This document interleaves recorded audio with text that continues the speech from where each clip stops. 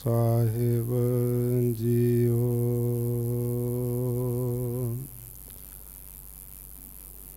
ਜਿਨਾ ਸਾਸ ਗਰਾਸ ਨਾ ਬਿਸਰੈ, ਹਰ ਨਾਮਾ ਮਨ ਮੰਤ।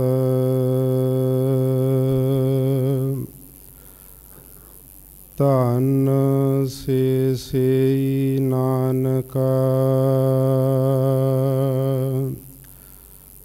ਪੂਰਨ ਸੋਈ ਸੰਤ।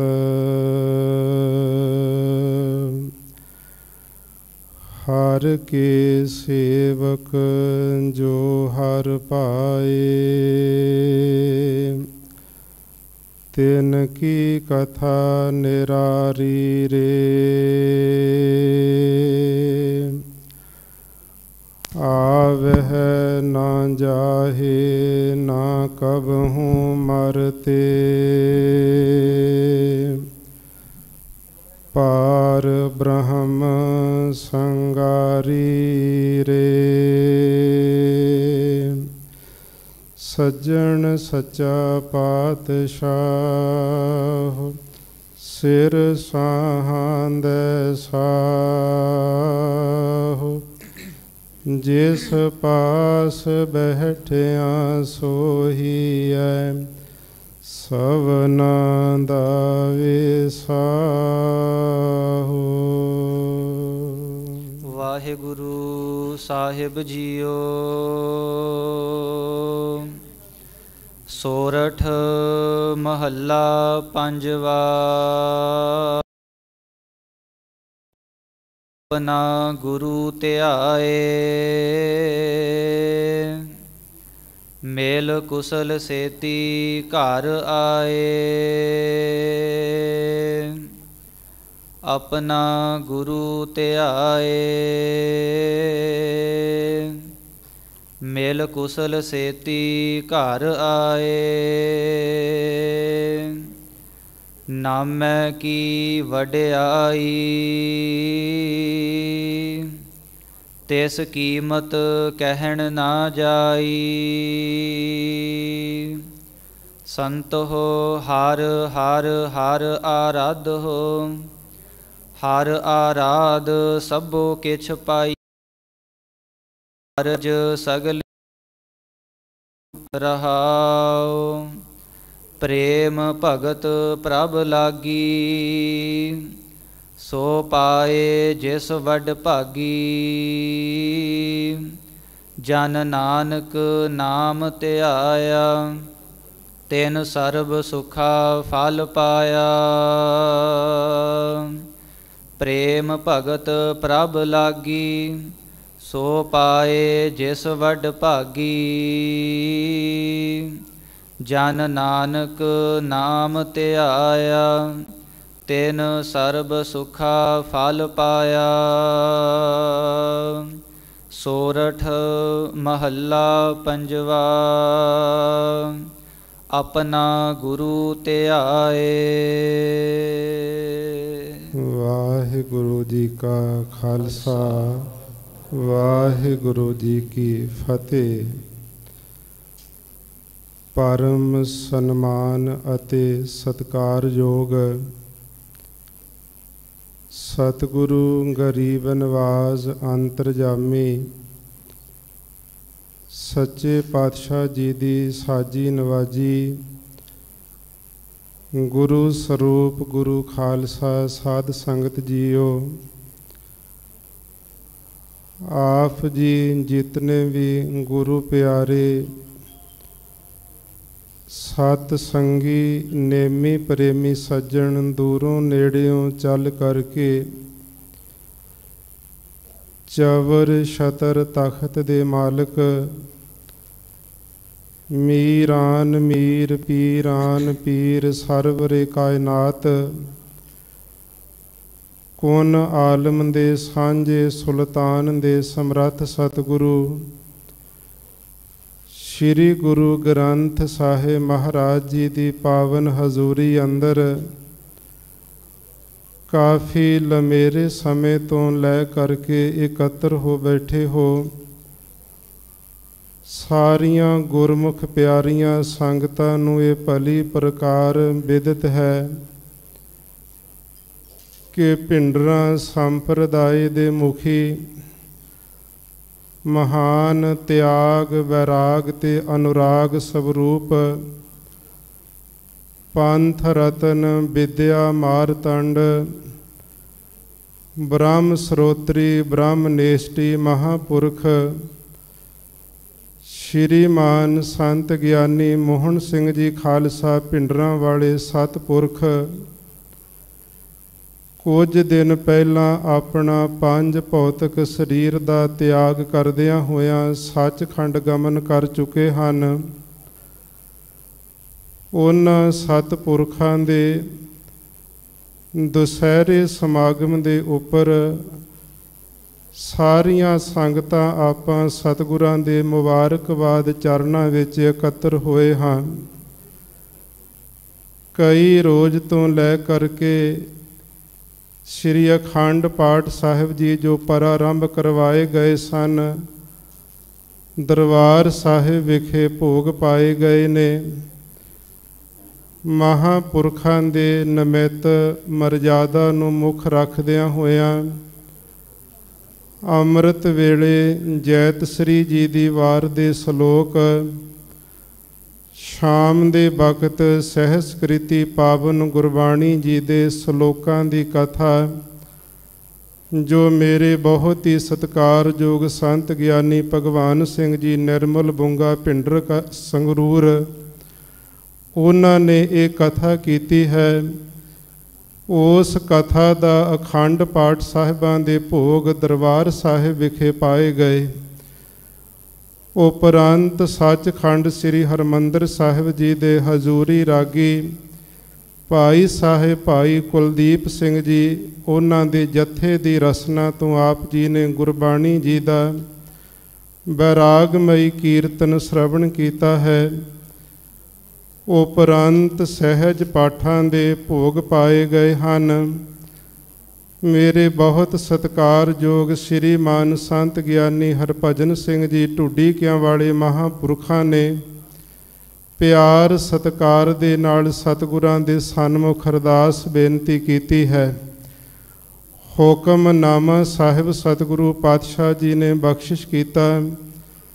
ਸਾਰੀਆਂ ਸੰਗਤਾਂ ਅਤੇ ਇੱਥੋਂ ਦੇ ਪ੍ਰਬੰਧਕ ਗੁਰਮੁਖਾਂ ਵੱਲੋਂ ਕਈ ਰੋਜ਼ ਤੋਂ ਦਾਸ ਨੂੰ ਹੁਕਮ ਲਾ ਰੱਖਿਆ ਸੀ ਕਿ ਆਏ ਹੋਏ ਹੁਕਮਨਾਮਾ ਸਾਹਿਬ ਜੀ ਦੀ ਕਥਾ ਵਿਚਾਰ ਸੰਗਤਾਂ ਨੂੰ ਸ਼ਰਵਣ ਕਰਵਾਉਣੀ ਹੈ।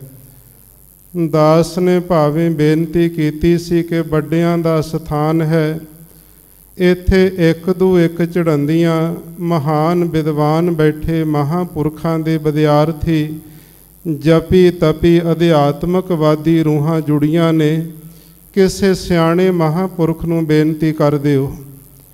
ਪਰ ਸਿੰਘਾਂ ਨੇ ਹੁਕਮ ਲਾ ਦਿੱਤਾ, ਕਹਿੰਦੇ ਸੱਚਖੰਡ ਸ੍ਰੀ ਹਰਿਮੰਦਰ ਸਾਹਿਬ ਜੀ ਦੀ ਮਹਾਨਤਾ ਨੂੰ ਮੁੱਖ ਰੱਖਦਿਆਂ ਹੋਇਆਂ ਅਸੀਂ ਤੁਹਾਨੂੰ ਕਹਿ ਰਹੇ ਹਾਂ, ਸਾਰੇ ਸਿੰਘਾਂ ਦਾ ਮਹਾਂਪੁਰਖਾਂ ਗੁਰਮੁਖਾਂ ਦਾ ਜਿਹੜਾ ਹੁਕਮ ਸਿਰ ਮਸਤਕ ਪ੍ਰਵਾਨ ਹੈ। ਜਿਨ੍ਹਾਂ ਸਤਿਪੁਰਖਾਂ ਦੀ ਆਪਾਂ ਯਾਦ ਦੇ ਵਿੱਚ ਜੁੜੇ ਹਾਂ, ਉਹਨਾਂ ਮਹਾਂਪੁਰਖਾਂ ਨੇ ਇਸ ਆਪਣੇ ਸਰੀਰ ਦੇ ਅੰਦਰ 101 ਸਾਲ 8 ਮਹੀਨੇ ਤੇ 6 ਦਿਨ ਦਾ ਜਿਹੜਾ ਸਮਾਂ ਬਸਰ ਕੀਤਾ। ਸਮੁੱਚਾ ਜੀਵਨ ਹੀ ਜੇ ਵੇਖ ਲਈਏ, 5 ਸਾਲ ਦੀ ਅਵਸਥਾ ਤੋਂ ਜਦੋਂ ਪ੍ਰਾਇਮਰੀ ਸਕੂਲ ਵਿੱਚ ਆਪ ਜੀ ਨੂੰ ਪੜ੍ਹਨੇ ਪਾਇਆ ਗਿਆ ਤਾਂ ਉਸ ਵੇਲੇ ਪਿਤਾ ਬਾਬਾ ਹਰੀ ਸਿੰਘ ਜੀ, ਮਾਤਾ ਧਰਮ ਕੌਰ ਜੀ ਨੇ ਜਪਜੀ ਸਾਹਿਬ ਦਾ ਪਾਠ ਮਹਾਂਪੁਰਖਾਂ ਨੂੰ ਕੰਠ ਕਰਵਾਇਆ ਹੋਇਆ ਸੀ ਤੇ ਬਾਲਕ ਅਵਸਥਾ ਤੋਂ ਹੀ ਮਾਤਾ ਪਿਤਾ ਨੇ ਲੋਰੀਆਂ ਵੀ ਨਾਮ ਦੀਆਂ ਦਿੱਤੀਆਂ, ਅੰਮ੍ਰਿਤ ਦੀਆਂ ਗੁੜਤੀਆਂ ਮਹਾਂਪੁਰਖ ਦੀ ਰਸਨਾ ਦੇ ਨਾਲ ਸੁਹਾਈਆਂ। ਫਿਰ ਉਹਨਾਂ ਨੇ ਜਿਹੜੀ ਸੰਸਾਰੀ ਵਿਦਿਆ ਵੀ ਉੱਚ ਕੋਟੀ ਦੇ ਦਰਜੇ ਦੀ ਪ੍ਰਾਪਤ ਕੀਤੀ। ਉਸ ਵੇਲੇ ਜਲੰਧਰ ਦੇ ਸਕੂਲ ਵਿੱਚ ਜਿੱਥੇ ਫੌਜੀ ਵੀਰਾਂ ਦੇ ਐਸੇ ਵਿਦਿਆਰਥੀਆਂ ਨੂੰ ਹੀ ਰੱਖਿਆ ਜਾਂਦਾ ਸੀ ਜਿਹੜੇ ਅਵਲ ਦਰਜੇ ਵਿੱਚ ਵਿਦਿਆ ਪੜ੍ਹਦੇ ਸਨ। ਫਿਰ ਨਾਲ ਉੱਥੇ ਫੀਸ ਵੀ ਮੁਆਫ ਕੀਤੀ ਸਕੂਲ ਵਾਲਿਆਂ ਨੇ। ਮਹਾਂਪੁਰਖਾਂ ਨੂੰ ਵਜੀਫਾ ਵੀ ਦਿੰਦੇ ਰਹੇ। 10ਵੀਂ ਕਲਾਸ ਨੂੰ ਪਾਸ ਕਰਨ ਤੋਂ ਉਪਰੰਤ ਪ੍ਰੋਫੈਸਰ ਦੇ ਪਾਸ ਸਵਾਲ ਰੱਖਿਆ ਕਿ ਸੰਸਾਰ ਦਾ ਕਰਤਾ ਕੌਣ ਹੈ, ਇਹ ਸੰਸਾਰ ਕਿਸ ਨੇ ਬਣਾਇਆ। ਉਸ ਪ੍ਰੋਫੈਸਰ ਨੇ ਸਿਰ ਹਿਲਾ ਦਿੱਤਾ, ਇਹਦਾ ਜਵਾਬ ਮੋਹਨ ਸਿੰਘ ਜੀ ਮੈਂ ਨਹੀਂ ਦੇ ਸਕਦਾ। ਫਿਰ ਉੱਥੋਂ ਆਪਣੇ ਨਗਰ ਵਿੱਚ ਗਏ। ਭਾਈ ਈਸਰ ਸਿੰਘ ਜੀ ਦੀ ਪ੍ਰੇਰਨਾ ਦੇ ਸਦਕਾ ਸੰਤ ਬਾਬਾ ਕਨ੍ਹਈਆ ਸਿੰਘ ਜੀ ਪਠਲਾਵੇ ਵਾਲਿਆਂ ਦੇ ਕੋਲ ਗਏ। ਉੱਥੇ ਮਹਾਨ ਜਪ ਤਪ ਕੀਤੇ ਮਹਾਂਪੁਰਖਾਂ ਨੇ ਤੇ ਗਿਆਨੀ ਖੇਮ ਸਿੰਘ ਜੀ ਦੇ ਪਾਸੋਂ ਸਾਰ ਕੁਤਾਬਲੀ, ਭਾਵ ਰਸ ਅੰਮ੍ਰਿਤ, ਵਿਚਾਰ ਮਾਲਾ, ਅਧਿਆਤਮ ਪ੍ਰਕਾਸ਼, ਬੈਰਾਗ ਸਤਕ, ਇਸ ਤਰ੍ਹਾਂ ਪ੍ਰਬੋਧ ਚੰਦਰ ਨਾਟਕ ਕੇ ਸਾਰੇ ਗ੍ਰੰਥ ਗਿਆਨੀ ਖੇਮ ਸਿੰਘ ਜੀ ਦੇ ਪਾਸੋਂ ਪੜ੍ਹੇ।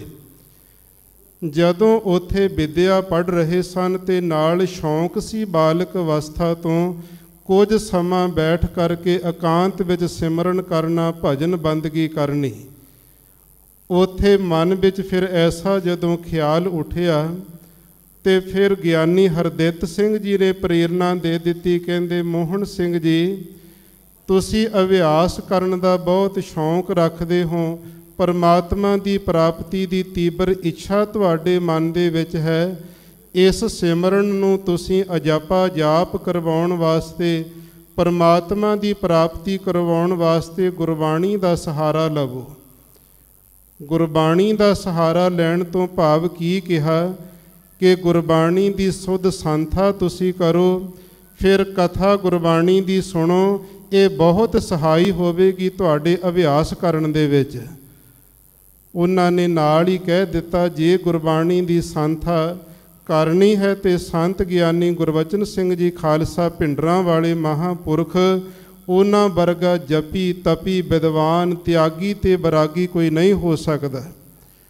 ਉਹਨਾਂ ਕੋਲ ਚਲੇ ਜਾਓ, ਵਿਦਿਆ ਪੜ੍ਹੋ। ਮਹਾਂਪੁਰਖ ਕੁਦਰਤੀ ਜਿਸ ਵੇਲੇ ਆਨੰਦਪੁਰ ਸਾਹਿਬ ਗਏ ਸਨ, ਉੱਥੇ ਮਹਾਂਪੁਰਖਾਂ ਦੇ ਨਾਲ ਸੰਤ ਗਿਆਨੀ ਮੋਹਨ ਸਿੰਘ ਜੀਆਂ ਦਾ ਪਹਿਲੀ ਵਾਰ ਮਿਲਾਪ ਹੁੰਦਾ ਹੈ। ਜਦੋਂ ਮਿਲਾਪ ਹੋਇਆ ਤੇ ਸੰਤ ਗਿਆਨੀ ਗੁਰਬਚਨ ਸਿੰਘ ਜੀ ਖਾਲਸਾ ਜੀ ਦੇ ਮਿੱਠੜੇ ਬੋਲਾਂ ਨੇ ਐਸਾ ਹਿਰਦਾ ਖਿੱਚ ਲਿਆ ਕਿ ਕੁਝ ਦਿਨਾਂ ਤੋਂ ਬਾਅਦ ਸੰਤ ਗਿਆਨੀ ਮੋਹਨ ਸਿੰਘ ਜੀ 1938 ਵਿੱਚ ਇਸ ਜਥੇ ਵਿੱਚ ਸ਼ਾਮਲ ਹੋਣ ਵਾਸਤੇ ਇਸ ਸਥਾਨ ਤੇ ਆ ਗਏ। ਇਹ ਅਸਥਾਨ ਉਹਨਾਂ ਵੱਡਿਆਂ ਮਹਾਂਪੁਰਖਾਂ ਦਾ ਜਿੱਥੇ ਸੰਤ ਬਾਬਾ ਖਜਾਨ ਸਿੰਘ ਜੀ ਮਹਾਂਪੁਰਖਾਂ ਨੇ ਗੁਰੂ ਨਾਨਕ ਸਾਹਿਬ ਜੀ ਦੇ 3 ਬੁਨਿਆਦੀ ਅਸੂਲ ਕਮਾਏ। ਇੱਥੇ ਹਲ ਵਾਹੁੰਦਿਆਂ 51 ਪਾਠ ਜਪਜੀ ਸਾਹਿਬ ਦੇ ਅੰਮ੍ਰਿਤ ਵੇਲੇ ਕਰ ਲੈਂਦੇ ਸੀ ਸੰਤ ਬਾਬਾ ਖਜਾਨ ਸਿੰਘ ਜੀ। ਮਾਤਾ ਤਾਪ ਕੌਰ ਜੀ ਘਰ ਦੇ ਵਿੱਚ ਬੈਠਿਆਂ ਪ੍ਰਸ਼ਾਦਾ ਪਕਾਉਣਾ, ਤਾਂ ਸਿਮਰਨ ਚੱਲਦੇ ਰਹਿਣਾ, ਤੇ ਜਿਸ ਵੇਲੇ ਘਰ ਦੇ ਕਾਰਜ ਕਰਨੇ ਤਾਂ ਸਿਮਰਨ ਕਰਦਿਆਂ ਰਹਿਣਾ।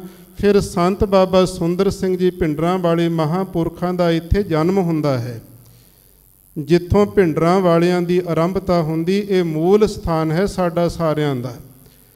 ਫਿਰ ਇੱਥੇ ਸੰਤ ਬਾਬਾ ਸੁੰਦਰ ਸਿੰਘ ਜੀ ਮਹਾਂਪੁਰਖਾਂ ਨੇ ਕਿੰਨੇ ਜਪ ਤਪ ਇੱਥੇ ਕਰਨਾ ਕੀਤੇ। ਆਪਣੀ ਜ਼ਮੀਨ ਵਿੱਚ ਹੀ ਅਸਥਾਨ ਗੁਰਦੁਆਰਾ ਸ੍ਰੀ ਅਖੰਡ ਪ੍ਰਕਾਸ਼ ਭਿੰਡਰ ਕਲਾਂ ਇਹ ਮਹਾਂਪੁਰਖਾਂ ਨੇ ਆਪਣੇ ਹੱਥੀਂ ਬਣਵਾਇਆ।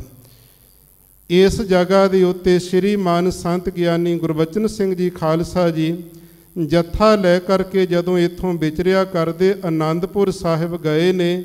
ਸੰਤ ਗਿਆਨੀ ਮੋਹਨ ਸਿੰਘ ਜੀ ਮਹਾਂਪੁਰਖਾਂ ਦਾ ਮਿਲਾਪ ਹੁੰਦਾ ਤੇ ਫਿਰ 1935 ਵਿੱਚ ਇਸ ਸਥਾਨ ਤੇ ਆ ਗਏ। ਮਹਾਂਪੁਰਖਾਂ ਦੇ ਜਥੇ ਵਿੱਚ 5 ਸਾਲ ਲਗਾਤਾਰ ਰਹੇ। ਉਹਨਾਂ 5 ਸਾਲਾਂ ਦੇ ਵਿੱਚ 3 ਕਥਾ ਸ਼੍ਰੀ ਗੁਰੂ ਗ੍ਰੰਥ ਸਾਹਿਬ ਜੀ ਦੀਆਂ ਸੁਣੀਆਂ, ਵਿਚਾਰੀਆਂ ਤੇ ਕਾਪੀਆਂ ਦੇ ਉੱਤੇ ਮਹਾਂਪੁਰਖਾਂ ਨੇ ਲਿਖੀਆਂ। ਇਸ ਦੇ ਨਾਲ ਸ੍ਰੀ ਦਸਮ ਗ੍ਰੰਥ ਸਾਹਿਬ ਦੀ ਸੰਥਾ, ਦਸਮ ਗ੍ਰੰਥ ਸਾਹਿਬ ਦੀ ਕਥਾ, ਇਸ ਦੇ ਨਾਲ ਹੀ ਸਤਿਗੁਰੂ ਪਾਤਸ਼ਾਹ ਦੀ ਕਿਰਪਾ ਨਾਲ ਭਾਈ ਗੁਰਦਾਸ ਸਾਹਿਬ ਜੀ ਦੀ ਸਮੁੱਚੀ ਬਾਣੀ, ਭਾਈ ਸਾਹਿਬ ਭਾਈ ਨੰਦ ਲਾਲ ਸਾਹਿਬ ਜੀ ਦੀ ਸਮੁੱਚੀ ਬਾਣੀ, ਸ਼੍ਰੀ ਗੁਰੂ ਨਾਨਕ ਪ੍ਰਕਾਸ਼ ਗ੍ਰੰਥ, ਸ਼੍ਰੀ ਗੁਰਪ੍ਰਤਾਪ ਸੂਰਜ ਗ੍ਰੰਥ, ਸ਼੍ਰੀ ਗੁਰਪੰਥ ਪ੍ਰਕਾਸ਼, ਸ਼੍ਰੀ ਗੁਰਬਿਲਾਸ ਪਾਤਸ਼ਾਹੀ 6ਵੀਂ ਅਤੇ 10ਵੀਂ, ਇਹ ਸਾਰੇ ਮਹਾਂਪੁਰਖਾਂ ਦੇ ਕੋਲੋਂ 5 ਸਾਲ ਦੇ ਸਮੇਂ ਵਿੱਚ ਅਰਥਾਂ ਦੇ ਸਮੇਤ ਮਹਾਨ ਅਧਿਐਨ ਕੀਤਾ, ਬੜੀ ਮਿਹਨਤ ਕੀਤੀ ਮਹਾਂਪੁਰਸ਼ਾਂ ਨੇ। ਫਿਰ ਜਦੋਂ ਵੇਖਿਆ ਵੀ ਇਹਨਾਂ ਨੂੰ ਗੁਰਬਾਣੀ ਦੇ ਨਾਲ ਹੋਰ ਅਧਿਆਤਮਕ ਵਿਚਾਰਾਂ ਦੇ ਨਾਲ ਅੰਨ ਮੱਤਾਂ ਦਾ ਜਿਹੜਾ ਬੋਧ ਕਰਨ ਦਾ ਵੀ ਬੜਾ ਸ਼ੌਂਕ, ਤੀਬਰ ਇੱਛਾ ਹੈ ਮਨ ਵਿੱਚ, ਤਾਂ ਸੰਤ ਗਿਆਨੀ ਗੁਰਬਚਨ ਸਿੰਘ ਜੀ ਖਾਲਸਾ ਜੀ ਨੇ ਆਪ ਜੀ ਨੂੰ ਫਿਰ ਅੰਮ੍ਰਿਤਸਰ ਦੀ ਪਾਵਨ ਧਰਤੀ ਤੇ 1944 ਦੇ ਵਿੱਚ ਇੱਥੋਂ ਭੇਜ ਦਿੱਤਾ। ਜਿਹੜਾ ਮੋਨੀ ਚੌਂਕ ਦੇ ਵਿੱਚ ਠਾਕੁਰਾਂ ਦਾ ਡੇਰਾ ਹੈ, ਇੱਥੇ ਮਹਾਂਪੁਰਖਾਂ ਨੇ ਆਪਣਾ ਆਸਣ ਰੱਖਿਆ ਹੋਇਆ ਸੀ, ਇੱਥੇ ਆਰਾਮ ਕਰਿਆ ਕਰਦੇ। ਫਿਰ ਉੱਥੇ ਪੰਡਤ ਅਨੋਖ ਸਿੰਘ ਜੀ ਜਿਹੜੇ ਮਹਾਨ ਵਿਦਵਾਨ ਸਨ, ਉਹਨਾਂ ਦੇ ਕੋਲ ਵਿਚਾਰ ਸਾਗਰ ਪੜ੍ਹਨਾ ਮਹਾਂਪੁਰਖਾਂ ਨੇ, ਤੇ ਇਸੇ ਪ੍ਰਕਾਰ ਮੋਕਸ਼ ਪੰਥ, ਬਿਰਤੀ ਪ੍ਰਭਾਕਰ, ਇਹ ਜਿਹੜੇ ਗ੍ਰੰਥ ਪੜ੍ਹੇ। ਤੇ ਪੰਜਵੀਂ ਜਿਹੜੀ ਰੁੱਤ ਸੀ ਤੇ ਸ੍ਰੀ ਗੁਰਪ੍ਰਤਾਪ ਸੂਰਜ ਗ੍ਰੰਥ ਦੀ, ਇਹ ਵੀ ਚੰਗੀ ਮਿਹਨਤ ਦੇ ਨਾਲ ਉੱਥੇ ਮਹਾਂਪੁਰਖਾਂ ਨੇ ਵਿਚਾਰੀ ਤੇ ਕਾਪੀ ਦੇ ਉੱਪਰ ਉਹ ਨੋਟ ਕੀਤੀ। ਇਸੇ ਪ੍ਰਕਾਰ ਫਿਰ ਉੱਥੇ ਠਾਕੁਰਾਂ ਦੇ ਡੇਰੇ ਵਿੱਚ ਨਿਵਾਸ ਰੱਖਦਿਆਂ ਜਦੋਂ ਉੱਥੇ ਪੰਡਤ ਅਨੋਖ ਸਿੰਘ ਜੀ ਦੇ ਕੋਲ ਪੜ੍ਹਨ ਜਾਇਆ ਕਰਦੇ ਸਨ, ਉਹ ਸੁਭਾਅ ਦੇ ਬੜੇ ਕਠਿਨ ਸਨ। ਉਹ ਕਹਿ ਦਿੰਦੇ ਸੀ ਜੇ ਵਿਦਿਆ ਪੜ੍ਹਨ ਵਾਸਤੇ ਆਉਣਾ 1 ਮਿੰਟ ਵੀ ਸਮਾਂ ਖੁੰਝਣਾ ਨਹੀਂ ਚਾਹੀਦਾ। ਜੇ ਸੰਤ ਗਿਆਨੀ ਮੋਹਨ ਸਿੰਘ ਜੀ ਨੂੰ ਕਹਿ ਦੇਣਾ 1:25 ਤੇ ਆ ਜਾਵੀਂ ਪੜ੍ਹਨ ਵਾਸਤੇ ਅੰਮ੍ਰਿਤ ਵੇਲੇ, ਤਾਂ 1:20 ਤੇ ਮਹਾਂਪੁਰਖ ਦਰਵਾਜ਼ੇ ਤੇ ਖੜ ਜਾਂਦੇ ਸੀ ਜਾ ਕਰਕੇ। ਜੇ ਕਿਤੇ 26 ਮਿੰਟ ਹੋ ਜਾਂਦੇ ਤੇ ਉਹ ਪੰਡਿਤ ਸਾਹਿਬ ਅਨੋਖ ਸਿੰਘ ਜੀ ਦਰਵਾਜ਼ਾ ਨਹੀਂ ਖੋਲ੍ਹਦੇ ਸਨ। ਇਸ ਤਰ੍ਹਾਂ ਉੱਥੇ ਮਹਾਂਪੁਰਖਾਂ ਨੇ ਇਹ ਐਸੇ ਜਿਹੜੇ ਗ੍ਰੰਥਾਂ ਦਾ ਅਧਿਐਨ ਕਰਨਾ ਕੀਤਾ। ਨਾਲ ਹੀ ਫਿਰ ਪੰਡਿਤ ਅਮਰ ਸਿੰਘ ਜੀ ਦੇ ਕੋਲੋਂ ਰੂਪਦੀਪ ਪਿੰਗਲ ਤੇ ਸ਼ਾਂਤ ਜਿਹੜੀ ਰਤਨਾਵਲੀ ਹੈ, ਇਹ ਵੀ ਅੰਮ੍ਰਿਤਸਰ ਦੀ ਪਾਵਨ ਧਰਤੀ ਤੇ ਮਹਾਂਪੁਰਖਾਂ ਨੇ ਇਹ ਜਿਹੜੀ ਵਿਦਿਆ ਪ੍ਰਾਪਤ ਕੀਤੀ। ਫਿਰ ਮਹੰਤ ਗਣੇਸ਼ਾ ਸਿੰਘ ਜੀ, ਇਹਨਾਂ ਦੇ ਕੋਲ ਮਹਾਂਪੁਰਖਾਂ ਨੇ ਵੈਦਿਕ ਦੇ ਜਿਹੜੇ ਗ੍ਰੰਥ ਸਨ ਇਹ ਚੰਗੀ ਤਰ੍ਹਾਂ ਪੜ੍ਹੇ ਤੇ ਉਹਨਾਂ ਨੂੰ ਨੋਟ ਕੀਤਾ, ਅਰਥਾਂ ਦੇ ਸਮੇਤ ਲਿਖਣਾ ਕੀਤੇ। ਗਿਆਨੀ ਰਾਮ ਸਿੰਘ ਜੀ ਸਨ, ਉਹਨਾਂ ਨੂੰ ਮਹਾਂਪੁਰਖਾਂ ਨੇ ਆਪਣੇ ਵੱਲੋਂ ਉਰਦੂ ਪੜ੍ਹਾਇਆ ਤੇ ਉਹਨਾਂ ਕੋਲੋਂ ਪ੍ਰਬੋਧ ਚੰਦਰ ਨਾਟਕ ਤੇ ਬੈਰਾਗ ਸਤਕ ਜਿਹੜੇ ਗ੍ਰੰਥ ਸੀ, ਇਹ ਚੰਗੀ ਤਰ੍ਹਾਂ ਦੁਬਾਰੇ ਇਹਨਾਂ ਨੂੰ ਵਿਚਾਰਨਾ ਕੀਤਾ, ਮਿਹਨਤ ਕੀਤੀ ਮਹਾਂਪੁਰਖਾਂ ਨੇ। ਇਸੇ ਪ੍ਰਕਾਰ ਸੰਤ ਦਲੀਪ ਸਿੰਘ ਜੀ ਸਨ, ਉਹਨਾਂ ਦੇ ਕੋਲੋਂ ਗੱਤਕੇਬਾਜ਼ੀ ਦੀ ਵਿਦਿਆ ਜਿਹੜੀ ਇਹ ਮਹਾਂਪੁਰਖਾਂ ਨੇ ਹਾਸਲ ਕੀਤੀ। ਫਿਰ ਇਸ ਤਰ੍ਹਾਂ ਕਰਦਿਆਂ ਕਰਦਿਆਂ ਜਦੋਂ ਅਣਥੱਕ ਮਿਹਨਤ ਅੰਮ੍ਰਿਤਸਰ ਦੀ ਧਰਤੀ ਤੇ ਕੀਤੀ, ਉੱਥੇ ਬਹੁਤਾ ਕੋਈ ਐਸਾ ਖੁੱਲ੍ਹਾ ਵਾਤਾਵਰਣ ਨਾ ਹੋਣ ਕਰਕੇ ਸਮੇਂ ਅਨੁਸਾਰ ਭੋਜਨ ਪ੍ਰਸ਼ਾਦਾ ਨਾ ਮਿਲਣਾ, ਸਿਹਤ ਮਹਾਂਪੁਰਖਾਂ ਦੀ ਬੜੀ ਕਮਜ਼ੋਰ ਹੋ ਗਈ ਸੀ। ਸਿਹਤ ਢਿੱਲੀ ਹੋਈ ਤੇ ਫਿਰ ਇਸੇ ਸਥਾਨ ਤੇ ਮਹਾਂਪੁਰਖਾਂ ਦੇ ਪਾਸ ਆ ਗਏ। ਇੱਥੋਂ ਫਿਰ ਧੀਰੇ ਪੱਤਰੇ ਜਾ ਕਰਕੇ ਕਿੰਨਾ ਲੰਬਾ ਸਮਾਂ ਭਗਤ ਉਜਾਗਰ ਸਿੰਘ ਜੀ ਕਾਨਾ ਕਾਸ਼ਾ, ਉਹਨਾਂ ਦੇ ਨਾਲ ਬਹੁਤ ਜ਼ਿਆਦਾ ਬੇਹੱਦ ਪਿਆਰ ਸੀ, ਕਿਉਂਕਿ ਉਹ ਵੀ ਨਾਮ ਦੇ ਵਿੱਚ ਰੰਗੀ ਹੋਈ ਰੂਹ ਸਨ, ਨਾਮ ਬਾਣੀ ਦੇ ਰਸੀਏ ਸੀ।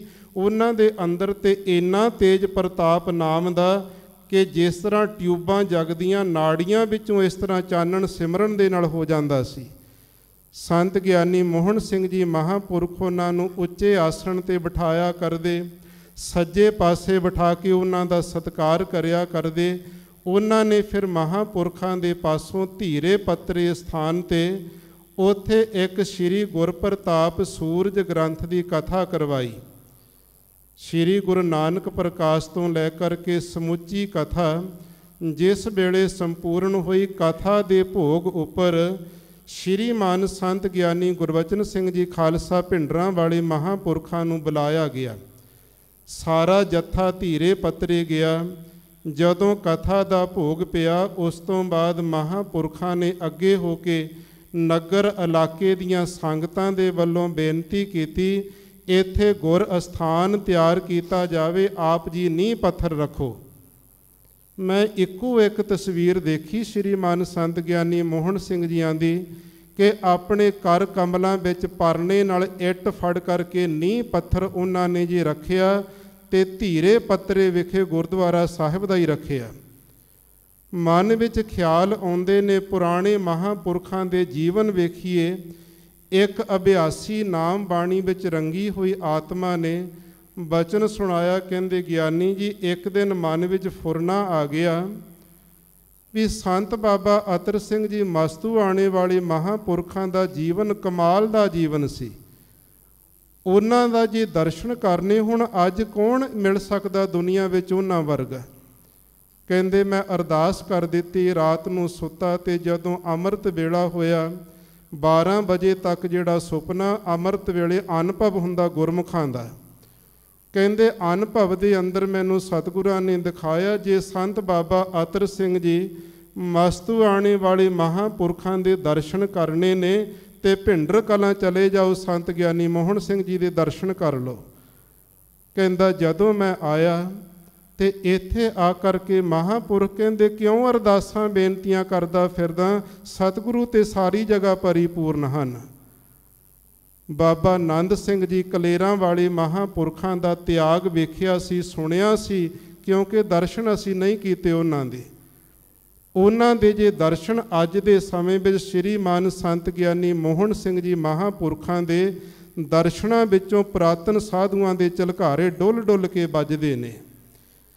ਜਦੋਂ ਧੀਰੇ ਪੱਤਰੇ ਸਥਾਨ ਤੋਂ ਫਿਰ ਮਹਾਂਪੁਰਖ ਵੱਡਿਆਂ ਦਾ ਸਰੀਰ ਕੁਝ ਢਿੱਲਾ ਮੱਠਾ ਰਹਿਣ ਲੱਗ ਪਿਆ ਤੇ 1956 ਦੇ ਵਿੱਚ ਫਿਰ ਇੱਥੇ ਸਿੰਘ ਸਾਹਿਬ ਗਿਆਨੀ ਕਿਰਪਾਲ ਸਿੰਘ ਜੀ ਸਾਬਕਾ ਹੈੱਡ ਗ੍ਰੰਥੀ ਸ੍ਰੀ ਅਕਾਲ ਤਖਤ ਸਾਹਿਬ, ਸਾਬਕਾ ਹੈੱਡ ਗ੍ਰੰਥੀ ਸੱਚਖੰਡ ਸ੍ਰੀ ਹਰਿਮੰਦਰ ਸਾਹਿਬ, ਉਹ ਜਿਹੜੇ ਅੰਮ੍ਰਿਤ ਵਾਹਿਗੁਰੂ ਸ਼ਾਮ ਦੇ ਵੇਲੇ ਕਥਾ ਕਰਿਆ ਕਰਦੇ ਇਤਿਹਾਸ ਦੀ, ਤੇ ਸੰਤ ਗਿਆਨੀ ਮੋਹਨ ਸਿੰਘ ਜੀ ਮਹਾਂਪੁਰਖਾਂ ਨੂੰ ਵੱਡਿਆਂ ਨੇ ਅੰਮ੍ਰਿਤ ਵੇਲੇ ਗੁਰਬਾਣੀ ਦੀ ਕਥਾ ਦੀ ਡਿਊਟੀ ਲਾ ਦਿੱਤੀ। ਜਦੋਂ ਕਿਤੇ ਸਿੰਘ ਸਾਹਿਬ ਜੀ ਬਾਹਰ ਅੰਦਰ ਜਾਂਦੇ ਤੇ ਫਿਰ ਦੋਨੇ ਵਕਤ ਜਿਹੜੀ ਕਥਾ ਸ਼੍ਰੀਮਾਨ ਸੰਤ ਗਿਆਨੀ ਮੋਹਨ ਸਿੰਘ ਜੀ ਇਹਨਾਂ ਸਥਾਨਾਂ ਤੇ ਕਰਿਆ ਕਰਦੇ। ਸੋ ਰਹੋ ਵਿਚਾਰ ਬਹੁਤ ਲੰਬਾ ਉਹਨਾਂ ਮਹਾਂਪੁਰਖਾਂ ਦਾ ਇਤਿਹਾਸ ਹੈ।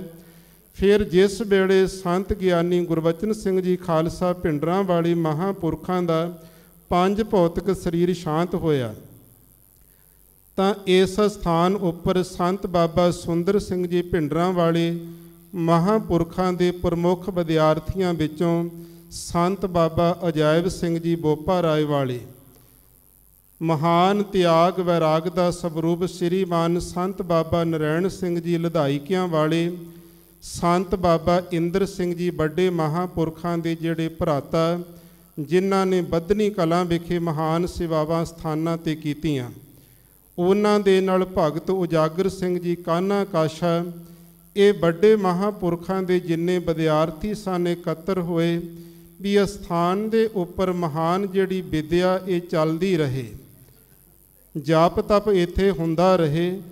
ਸਮੇਂ ਨਾਲ ਮਹਾਂਪੁਰਖ ਇੱਥੇ ਕਥਾ ਵਿੱਚ ਆਪ ਜੀ ਸੁਣਦੇ ਰਹੇ ਵੀ ਜਾਪ ਤਪ ਜਿਹੜਾ 1-2 ਪੀੜ੍ਹੀਆਂ ਚੱਲਦਾ, ਤੀਜੀ ਪੀੜ੍ਹੀ ਦਾ ਖਾਤਮਾ ਹੋ ਜਾਂਦਾ।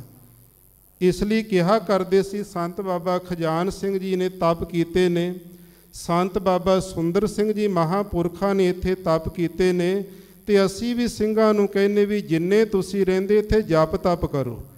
ਇਹ ਜਪ ਤਪ ਦਾ ਸਥਾਨ ਹੈ। ਇੱਥੇ ਮਹਾਂਪੁਰਖਾਂ ਨੇ ਉੱਚ ਕੋਟੀ ਦੀ ਅਧਿਆਤਮਕ ਵਿਦਿਆ ਸਿੰਘਾਂ ਨੂੰ ਵੰਡੀ ਹੈ। ਜਿੰਨੇ ਸਿੰਘ ਸਟੇਜ ਉੱਪਰ ਸੁਭਾਈਮਾਨ ਮਹਾਂਪੁਰਖਾਂ ਦੇ ਵਿਦਿਆਰਥੀ ਮੰਡਲ ਜਿੰਨੇ ਸੰਗਤ ਵਿੱਚ ਬੈਠੇ ਇੱਕ ਦੂ ਇੱਕ ਚੜ੍ਹੰਦੀਆਂ ਅਵਸਥਾ ਦੇ ਮਾਲਕ ਵੀ ਨੇ ਤੇ ਮਹਾਨ ਵਿਦਵਾਨ ਵੀ ਹਨ। ਸਾਰੀ ਵਿਦਿਆ ਪੜ੍ਹਾ ਕਰਕੇ ਫਿਰ ਮਹਾਂਪੁਰਖਾਂ ਨੇ ਕਹਿਣਾ ਭੁੱਲ ਜਾਓ ਜਿਹੜੀ ਵਿਦਿਆ ਪੜ੍ਹੀ ਹੈ। ਜਦੋਂ ਆਪਣਾ ਤੁਹਾਡਾ ਅੰਦਰੋਂ ਹੰਕਾਰ ਨਿਵਰਤ ਹੋ ਜਾਵੇਗਾ, ਨਿਮਰਤਾ ਆ ਜਾਣੀ, ਤੇ ਫਿਰ ਅੰਦਰੋਂ ਜਿਹੜੇ ਅਰਥ ਫੁੱਟਣਗੇ ਉਹ ਅਨੁਭਵੀ ਹੋਣਗੇ। ਇਹ ਉਹਨਾਂ ਮਹਾਂਪੁਰਖਾਂ ਨੇ ਇੱਥੇ ਮਹਾਨ ਜਪ ਤਪ ਕੀਤੇ। ਫਿਰ ਉਹਨਾਂ ਵੱਡੇ ਮਹਾਂਪੁਰਖਾਂ ਨੇ ਸਮੁੱਚੀਆਂ ਸੰਗਤਾਂ ਨੇ ਉਸ ਵੇਲੇ ਸੰਤ ਬਾਬਾ ਫਤਿਹ ਸਿੰਘ ਜੀ ਸ਼੍ਰੋਮਣੀ ਅਕਾਲੀ ਦਲ ਦੇ ਪ੍ਰਧਾਨ ਸਨ, ਸੰਤ ਬਾਬਾ ਚੰਨਣ ਸਿੰਘ ਜੀ ਸ਼੍ਰੋਮਣੀ ਗੁਰਦੁਆਰਾ ਪ੍ਰਬੰਧਕ ਕਮੇਟੀ ਦੇ ਪ੍ਰਧਾਨ ਸਨ। ਸਾਰਿਆਂ ਨੇ ਇਕੱਤਰ ਹੋ ਕਰਕੇ ਭਿੰਡਰਾਂ ਸੰਪਰਦਾਇ ਦੀ ਇੱਥੋਂ ਸਥਾਨਾਂ ਦੀਆਂ ਜਿੰਨੀਆਂ ਜ਼ਿੰਮੇਵਾਰੀਆਂ ਇਹ ਸੰਤ ਗਿਆਨੀ ਮੋਹਨ ਸਿੰਘ ਜੀ ਮਹਾਂਪੁਰਖਾਂ ਨੂੰ ਬਖਸ਼ੀਆਂ। ਕਦੇ ਠਾਕੁਰਾਂ ਦੇ ਡੇਰੇ ਦੀ ਵੀ ਮਹੰਤੀ ਦਿੰਦੇ ਸੀ, ਠੁਕਰਾ ਦਿੱਤੀ ਸੀ।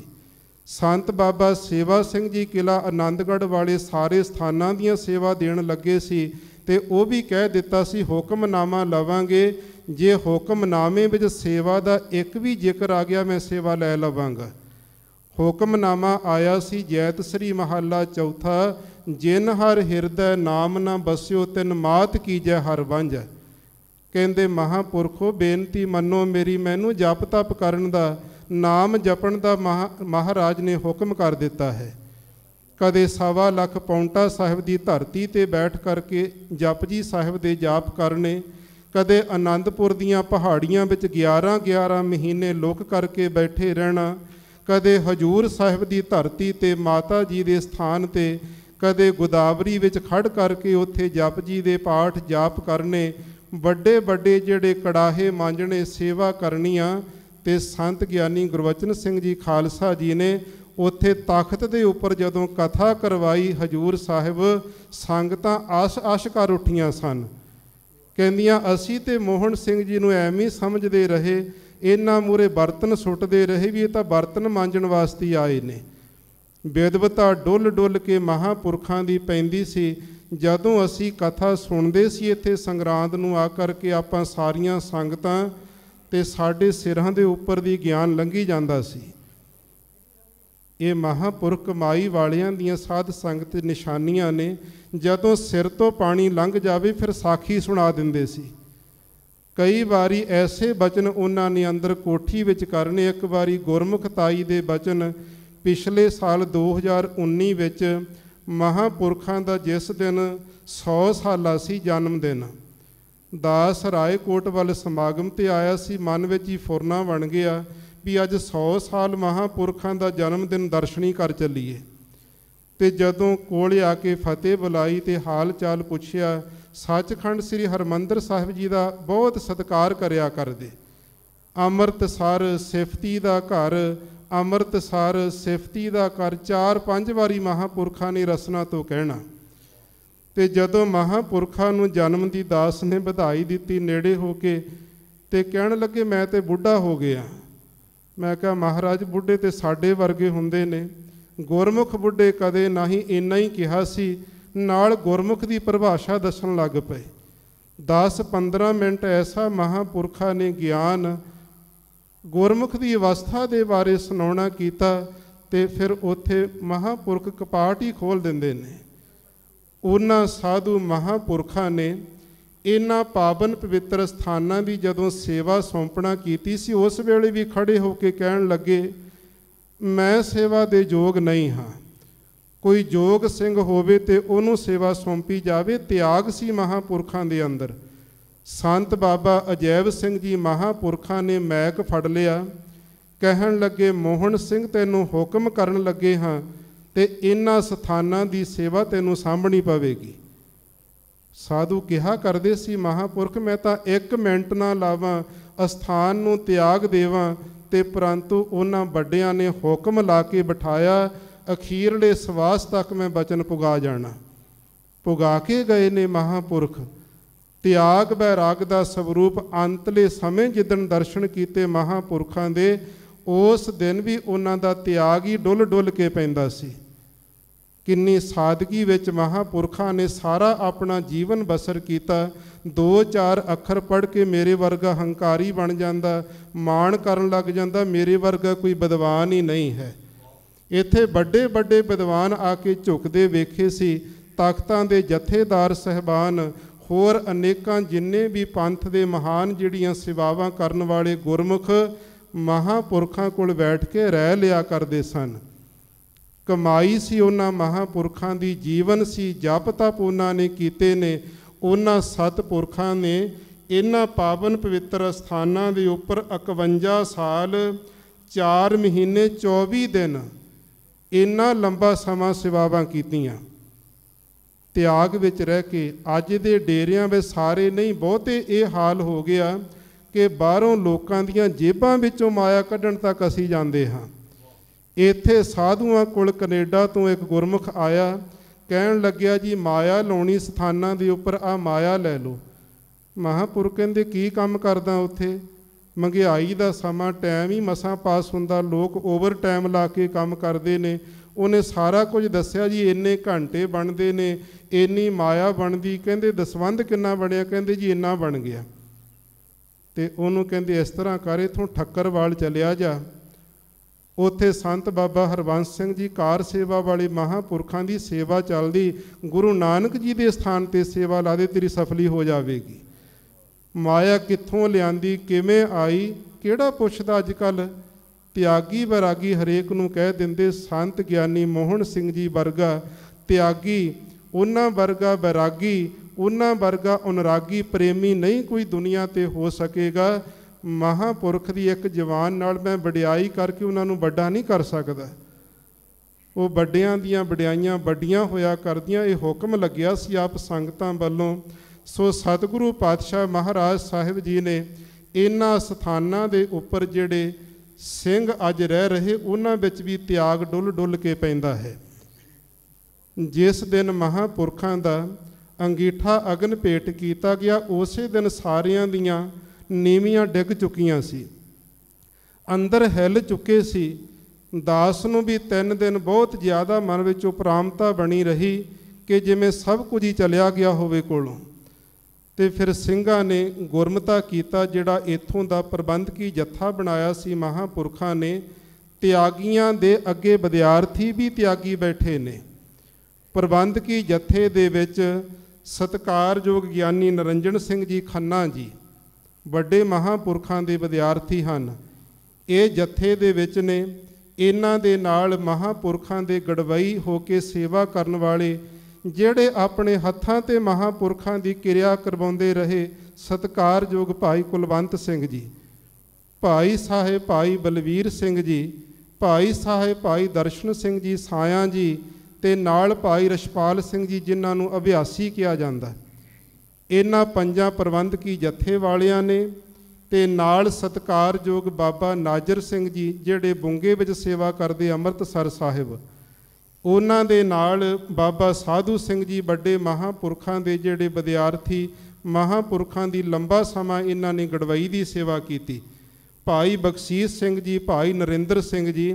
ਇਹ ਸਾਰੇ ਮਹਾਂਪੁਰਖਾਂ ਦੇ ਜੱਥੇ ਦੇ ਸਿੰਘਾਂ ਇਕੱਠੇ ਹੋ ਕਰਕੇ ਦੋਨਾਂ ਭਿੰਡਰ ਕਲਾਂ ਤੇ ਛੋਟੇ ਭਿੰਡਰਾਂ ਦੋਹਾਂ ਦੀ ਨਗਰਾਂ ਦੀਆਂ ਪੰਚਾਇਤਾਂ ਨੇ ਇਕੱਠੇ ਹੋ ਕਰਕੇ ਮਹਾਂਪੁਰਖਾਂ ਦੀ ਜਿਹੜੀ ਦਸਤਾਰ ਹੈ, ਉਹ ਅਤੀ ਸਤਿਕਾਰਯੋਗ ਗਿਆਨੀ ਮਹੰਤ ਗਿਆਨੀ ਕਪੂਰ ਸਿੰਘ ਜੀ ਮਹੰਤ ਜੀ, ਉਹਨਾਂ ਦੀ ਚੋਣ ਸਾਰਿਆਂ ਨੇ ਕੀਤੀ।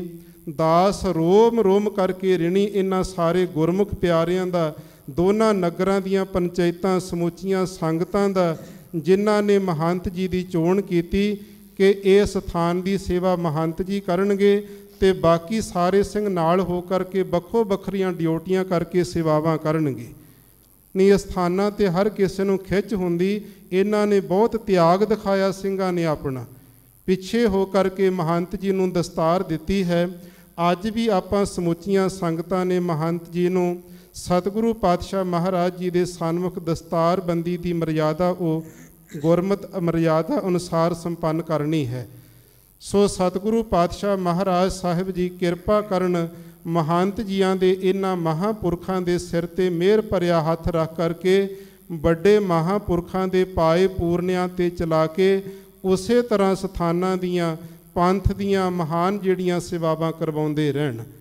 ਸੋ ਰਹੋ ਵਿਚਾਰ। ਆਓ ਹੁਣ ਆਪਾਂ ਕੁਝ ਸਮੇਂ ਵਾਸਤੇ ਸ੍ਰੀ ਮੁਖ ਵਾਕ ਜੋ ਹੁਕਮਨਾਮਾ ਸਤਿਗੁਰੂ ਜੀ ਨੇ ਬਖਸ਼ਿਆ ਹੈ, ਉਸ ਦੀ ਰਲ ਮਿਲ ਕਰਕੇ ਵਿਚਾਰ ਕਰਨੀ ਕਰੀਏ ਜੀ। ਪਿਆਰ ਸਤਿਕਾਰ ਦੇ ਨਾਲ ਸ਼ਰਵਣ ਕਰਨਾ ਕਰੋ ਜੀ। ਵਾਹਿਗੁਰੂ ਸਾਹਿਬ ਜੀਓ। ਸੋਰਠ ਮਹੱਲਾ ਪੰਜਵਾ। ਸੋਰਠ ਰਾਗਣੀ ਦਾ ਨਾਮ ਹੈ।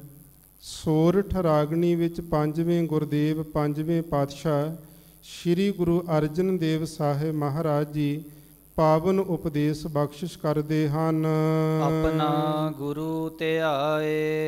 ਇਸ ਪਾਵਨ ਪਵਿੱਤਰ ਸ਼ਬਦ ਦੀ ਉਥਾਨਕਾ ਹੈ, ਜਿਸ ਵੇਲੇ ਗੁਰੂ ਅਰਜਨ ਦੇਵ ਸਾਹਿਬ ਜੀ ਗੁਰੂ ਕੀ ਬਡਾਲੀ ਤੋਂ ਗੁਰੂ ਹਰਗੋਬਿੰਦ ਸਾਹਿਬ ਜੀ ਦੇ ਪ੍ਰਕਾਸ਼ ਹੋਣ ਤੋਂ ਬਾਅਦ 3 ਸਾਲਾਂ ਤੋਂ ਬਾਅਦ ਅੰਮ੍ਰਿਤਸਰ ਗੁਰੂ ਕੀ ਨਗਰੀ ਆਏ ਨੇ। ਇੱਥੇ ਦਰਸ਼ਨੀ ਡਿਓਢੀ ਅਤੇ ਸ੍ਰੀ ਅਕਾਲ ਤਖਤ ਸਾਹਿਬ ਦੇ ਵਿਚਾਲੇ ਜਿਹੜਾ ਸਥਾਨ, ਇੱਥੇ ਸਤਿਗੁਰੂ ਦਾ ਦੀਵਾਨ ਸਜਿਆ। ਉੱਥੇ ਸਿੱਖਾਂ ਨੇ ਬੇਨਤੀ ਕਰਕੇ ਪੁੱਛਿਆ, ਮਹਾਰਾਜ ਜੀ ਆਪ ਜੀ ਦਾ ਕਿਸ ਪ੍ਰਕਾਰ ਇੱਥੇ ਆਗਮਨ ਹੋਇਆ? ਭਾਵ ਸੁਖ ਸ਼ਾਂਤੀ ਦੇ ਸਮੇਤ ਆਪ ਜੀ ਆਏ ਹੋ, ਕਿਵੇਂ ਘਰ ਦੇ ਅੰਦਰ ਸੁਖ ਸ਼ਾਂਤੀ ਵਰਤੀ ਹੈ? ਤਾਂ ਸਤਿਗੁਰੂ ਜੀ ਨੇ ਇਹ ਪਾਵਨ ਉਪਦੇਸ਼ ਉਸ ਵੇਲੇ ਉਚਾਰਨ ਕੀਤਾ। ਆਪਣਾ ਗੁਰੂ ਧਿਆਏ। ਆਪਣੇ ਜਿਹੜੇ ਧੰਨ ਗੁਰੂ ਨਾਨਕ ਦੇਵ ਸਾਹਿਬ ਜੀ ਨੇ ਬ੍ਰਹਮ ਸਰੂਪ ਹਨ, ਆਪਣੇ ਜਿਹੜੇ ਜੀਵ ਆਤਮਾ ਰੂਪ ਕਰਕੇ ਸਰੀਰ ਦੇ ਅੰਦਰ ਸਾਖਸ਼ੀ ਰੂਪ ਹੋ ਕੇ ਵਰਤ ਰਹੇ ਨੇ। ਆਪਣੇ ਗੁਰੂ ਨਾਨਕ ਸਾਹਿਬ ਜੀ, ਗੁਰੂ ਅੰਗਦ ਦੇਵ ਸਾਹਿਬ, ਗੁਰੂ ਅਮਰਦਾਸ ਜੀ, ਧੰਨ ਪਿਤਾ ਗੁਰੂ ਰਾਮਦਾਸ ਸਾਹਿਬ ਜੀ ਨੂੰ ਧਿਆਏ, ਧਿਆਉਣਾ ਕੀਤਾ, ਯਾਦ ਕੀਤਾ ਹੈ। ਮੇਲ ਕੁਸਲ ਸੇਤੀ ਘਰ ਆਏ। ਫਿਰ ਅਸੀਂ ਕੁਸਲ ਨਾਮ ਹੁੰਦਾ ਆਨੰਦ ਸੁਖ ਦੇ ਸੇਤੀ ਕਹੀਏ, ਸੰਯੋਗਤ ਹੋ ਕਰਕੇ ਸਾਰੇ ਆਨੰਦ ਸੁੱਖਾਂ ਦੇ ਸੰਯੋਗਤ ਹੋ ਕੇ ਆਪਣੇ ਘਰ ਗੁਰੂ ਕੇ ਮਹਿਲਾਂ ਵਿੱਚ ਆਏ ਹਾਂ। ਆਪਣਾ ਘਰ ਅੰਮ੍ਰਿਤਸਰ ਜਿਹੜਾ ਹੈ ਗੁਰੂ ਕੀ ਨਗਰੀ ਦੇ ਵਿੱਚ ਆਉਣਾ ਕੀਤੇ ਹਾਂ। ਇਸੇ ਪ੍ਰਕਾਰ ਆਪਣਾ ਗੁਰੂ ਧਿਆਏ। ਜਿਹੜੇ ਆਪਣੇ ਸਤਿਗੁਰੂ ਗੁਰੂ ਨਾਨਕ ਸਾਹਿਬ ਜੀ ਨੂੰ ਬ੍ਰਹਮ ਸਰੋਤਰੀ ਬ੍ਰਹਮ ਨੇਸ਼ਟੀ ਗੁਰੂ ਨੂੰ ਧਿਆਏ, ਧਿਆਉਂਦੇ ਨੇ, ਮਿਲ ਕੁਸਲ ਸੇਤੀ, ਉਹ ਸਾਰੇ ਹੀ ਕੁਸਲ ਆਨੰਦਾਂ ਦੇ ਸੰਯੋਗਤ ਹੋ ਕਰਕੇ ਆਪਣੇ ਘਰ ਕਹੀਏ ਤੁਰਿਆ ਪਦ ਦੇ ਵਿੱਚ ਆ ਜਾਂਦੇ ਨੇ, ਟਿਕ ਜਾਂਦੇ ਹਨ ਤੁਰਿਆ ਪਦ ਦੇ ਵਿੱਚ। ਨਾਮੈ ਕੀ ਵਡਿਆਈ। ਇਹ ਸਾਰੀਆਂ ਜਿਤਨੀਆਂ ਵੀ ਮਾਤ ਲੋਕ ਵਿੱਚ ਲੈ ਲਓ ਜਾਂ ਪਰਲੋਕ ਵਿੱਚ ਵੇਖ ਲਓ, ਬੈਕੁੰਠ ਦੇ ਅੰਦਰ ਨਜ਼ਰ ਮਾਰ ਕੇ ਵੇਖ ਲਓ, ਇਹ ਸਾਰੀਆਂ ਭਾਈ ਨਾਮ ਦੀਆਂ ਹੀ ਵਡਿਆਈਆਂ ਹਨ। ਤਿਸ ਕੀਮਤ ਕਹਿਣ ਨਾ ਜਾਈ। ਤਿਸ ਪਰਮਾਤਮਾ ਵਾਹਿਗੁਰੂ ਜੀ ਦੇ ਨਾਮ ਦੀ ਜਿਹੜੀ ਕੀਮਤ ਹੈ ਕਿ ਕੁਝ ਵੀ ਕਹੀ ਨਹੀਂ ਜਾ ਸਕਦੀ। ਕਾਂਚਨ ਸਿਉ ਪਾਈਐ ਨਹੀਂ ਤੋਲ, ਮਨ ਦੇ ਰਾਮ ਲਿਆ ਹੈ ਮੋਲ। ਕੋਈ ਵੀ ਉਸ ਦਾ ਮੁੱਲ ਨਹੀਂ ਉਤਾਰ ਸਕਦਾ। ਸੰਤ ਹੋ ਹਰ ਹਰ ਹਰ ਆਰਾਧ ਹੋ। ਹੇ ਸੰਤ ਹੋ ਸ਼ਾਂਤ ਆਤਮਾ, ਗੁਰੂ ਦੇ ਪਿਆਰੇ ਗੁਰਸਿੱਖੋ, ਬਾਬਾ ਬੁੱਢਾ ਸਾਹਿਬ ਜੀ, ਭਾਈ ਗੁਰਦਾਸ ਸਾਹਿਬ ਜੀ ਆਦਿਕ ਗੁਰਸਿੱਖਾਂ ਨੂੰ ਸਤਿਗੁਰੂ ਪਾਤਸ਼ਾਹ ਜੀ ਬਖਸ਼ਿਸ਼ ਕਰਦੇ ਨੇ। ਹਰ ਹਰ ਹਰ ਆਰਾਧੋ। ਜਿਹੜਾ ਹਰ ਪਰਮੇਸ਼ਰ ਵਾਹਿਗੁਰੂ ਪਾਪਾਂ ਦਾ ਹਾਰਕ ਹੈ, ਜਿਹੜਾ 3 ਪ੍ਰਕਾਰ ਦੇ ਸ਼ਾਂਕਿਆਂ ਦਾ ਹਾਰਕ ਹੈ, ਪ੍ਰਮਾਣਗਤ, ਪਰਮੇਗਤ ਤੇ ਵਿਪਰਜੈਗਤ ਸ਼ਾਂਕੇ, ਇਹਨਾਂ ਨੂੰ ਹਰ ਕੱਟ ਦਿੰਦਾ, ਖਤਮ ਕਰ ਦਿੰਦਾ ਹੈ। ਐਸੇ ਉਹ ਹਰੀ ਪਰਮਾਤਮਾ ਵਾਹਿਗੁਰੂ ਦੇ ਨਾਮ ਦਾ ਆਰਾਧਨ ਕਰੋ। ਹਰ ਆਰਾਧ ਸਭੋ ਕਿਛ ਪਾਈਐ। ਹਰੀ ਪਰਮਾਤਮਾ ਵਾਹਿਗੁਰੂ ਦੇ ਨਾਮ ਦਾ ਆਰਾਧਨ ਕਰਨ ਕਰਕੇ, ਵਾਹਿਗੁਰੂ ਜੀ ਦਾ ਚਿੰਤਨ ਕਰਨ ਦੇ ਨਾਲ ਸਭੋ ਕਿਛ ਪਾਈਐ, ਸਾਰਾ ਕੁਝ ਹੀ ਪ੍ਰਾਪਤ ਕਰ ਲਈਦਾ, ਕੁਝ ਬਾਕੀ ਨਹੀਂ ਰਹਿ ਜਾਂਦਾ। ਕਾਰਜ ਸਗਲੇ ਸਾਧੋ। ਸਾਰੇ ਜਿਤਨੇ ਵੀ ਕਾਰਜ ਹਨ ਸਾਧੋ, ਉਹ ਆਪਣੇ ਸਵਾਰ ਲੈਣਾ ਕਰੀਏ, ਸਾਰੇ ਕਾਰਜਾਂ ਦੀ ਪੂਰਤੀ ਹੋ ਜਾਂਦੀ ਹੈ। ਰਹਾਉ ਪ੍ਰੇਮ। ਅਸਥਾਈ ਦੇ ਕੇ, ਵਿਸਰਾਮ ਦੇ ਕੇ ਸਤਿਗੁਰੂ ਉਚਾਰਨ ਕਰਦੇ ਹਨ।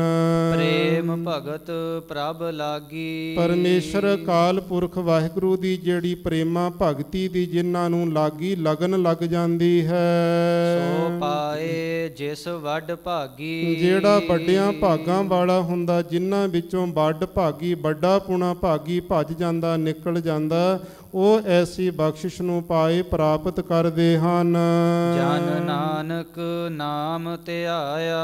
ਜਿਹੜੇ ਜਨਾਂ ਨੇ ਪਰਮੇਸ਼ਰ ਅਕਾਲ ਪੁਰਖ ਵਾਹਿਗੁਰੂ ਜੀ ਦੇ ਸੱਚੇ ਨਾਮ ਨੂੰ ਧਿਆਕਾਰ ਬਿਰਤੀ ਦੁਆਰਾ ਧਿਆਉਣਾ ਕੀਤਾ, ਤੈਨ ਸਰਬ ਸੁਖਾ ਫਲ ਪਾਇਆ। ਉਹਨਾਂ ਨੇ ਸਾਰੇ ਜਿਤਨੇ ਵੀ ਸੁੱਖ ਹਨ, ਉਹਨਾਂ ਸੁੱਖਾਂ ਦਾ ਫਲ ਹੈ ਬ੍ਰਹਮਾਨੰਦ ਦੀ ਪ੍ਰਾਪਤੀ।